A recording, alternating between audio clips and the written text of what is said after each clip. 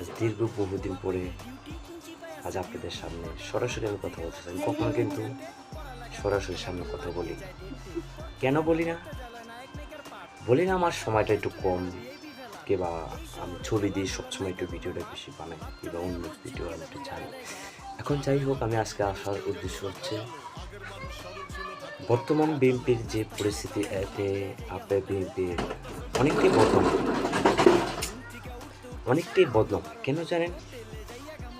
বর্তমানে আমরা যারা সাধারণ দুর্দিনের বিএনপি কর্মী আসছিলাম, বা এখনো আছি, এখন বিএনপি ভালো লাগে, কিন্তু যে এলাকার যে লোকাল রাজনীতির নেতা কথা আছে, চামচা 5 তারিখের পরে অনেক নেতা হয়ে গেছে, কিন্তু কর্মী নেই। এক একটা নেতার পিছনে যা দেখবেন আপনি, নিউ মার্কেটে কোনো কর্মী নেই, সব নেতা।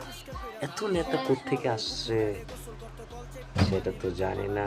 ওই যে আমলিক পুনর্বাসন করতেছে, তাদেরকে নিয়ে এখন বর্তমানে যারা আবার 5 তারিখের পরে লাড়াচাড়ি হচ্ছে তাদেরকে নিয়ে তারা চলাফেরা করতেছে, কোনো সমস্যা নেই। কিন্তু নিউ মার্কেট একটু দখলবাজির একটু বেশি হয়। একজন একজনের কমেন্ট করে না। বিএনপির বদনাম যদি সারা বাংলাদেশে হয়ে থাকে, সবচেয়ে বেশি আমার মনে হয় নিউ মার্কেট এলাকার থেকে বিএনপির বদনামটা অতি বেশি, 100% বেশি বিএনপির বদনাম হয় নিউ মার্কেট এলাকায়। কেন? নিউ মার্কেট একটু লেগে ব্যবসায়িক এলাকা, ছোট থেকে বড়, বড় থেকে ছোট, সবাই কম বেশ ব্যবসা করে।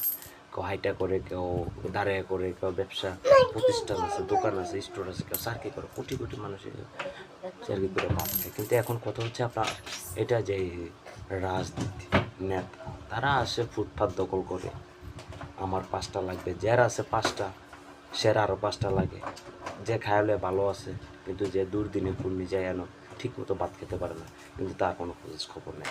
আশা করি অনেক ভালো লাগবে কথাগুলো, যারা দুর্দিনে কর্মী তাদের জন্য অনেক ভালো লাগবে। এবং আমার মতো যারা দুর্দিনে কর্মী আছেন সবাইকে একটি কথা বলে দিই শেষবারের মতো, আপনারা সবাই একতা থাকুন। দুর্দিনের কর্মী যারা, তারা একতা থাকুন। ইনশাল্লাহ আশা করি এদেরকে এমন পিড়াইবেন, এলাকা সার করতে পারবেন ইনশাল্লাহ। দুর্দিনের কর্মী যারা আছেন তারা সবাই একতা থাকেন সারা বাংলাদেশে, সারা বাংলাদেশে। বিএনপির দুর্দিনের যারা কর্মী, এদের বুকে অনেক সাহস। আর 5 তারিখের পরে যারা আছেন তাদের সাহস নেই, কিন্তু তাদের ওই যে মামু খালুরা শেল্টার দেয়।